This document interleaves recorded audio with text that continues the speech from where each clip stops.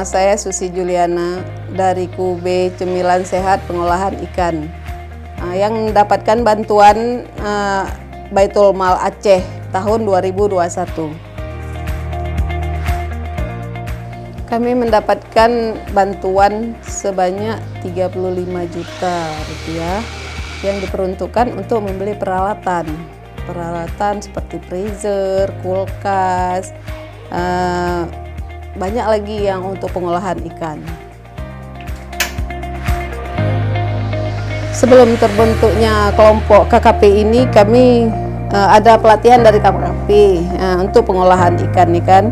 Jadi sebelumnya kami masih kekurangan dana untuk membuat olahan ikan. Jadi alhamdulillah setelah adanya bantuan dari Baitul Mal Aceh, kami terbantu dengan pengolahan kami ini sehingga kami bisa menjual seperti ini.